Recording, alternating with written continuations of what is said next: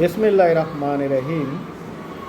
কোনো গাড়ির ইঞ্জিন নষ্ট হলে সেটা রিপেয়ারিং না করে ওই গাড়ির বডিতে বিদেশি পলিশ এবং হর্ন ঠিক করা অথবা উন্নত মানের টায়ার লাগিয়ে কখনোই ইঞ্জিন নষ্ট হওয়ার কারণে গন্তব্যে যেমন পৌঁছানো যায় না, অনুরূপভাবে একটা দেশের উন্নতি করতে গেলে শিক্ষা ব্যবস্থার উন্নতি না করে অন্যান্য যাই করা হোক না কেন কখনোই ওই দেশের উন্নয়ন করা সম্ভব হয় না। বিদেশি ষড়যন্ত্রে গত 54 বছর আমাদের শিক্ষার ক্রম অবনতি ঘটেছে। আমাদের উচিত, যদি দেশের উন্নয়ন করতে হয়, আমাদের একমাত্র প্রাকৃতিক সম্পদ হলো মানব সম্পদ।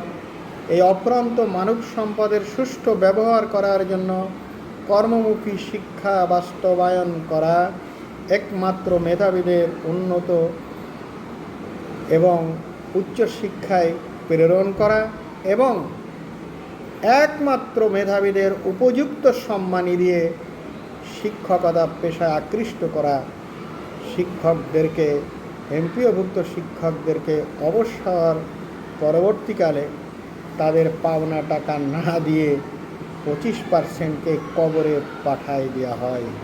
তাহলে কি এদেশের শিক্ষা ব্যবস্থা কখনোই উন্নতির স্বপ্ন দেখা সম্ভব?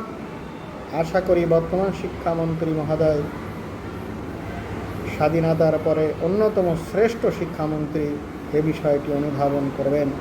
সাথে সাথে অর্থ মন্ত্রণালয় এবং পরিকল্পনা মন্ত্রণালয়, যদি দেশপ্রেম থাকে, দেশের উন্নতি করতে চান, আপনারা জরুরি প্রয়োজন ছাড়া সব কিছু বন্ধ রেখে শিক্ষকতাকে একেবারে আকর্ষণীয় করা, শিক্ষা গবেষণায় গুরুত্ব দেওয়া সকলের পবিত্র দায়িত্ব।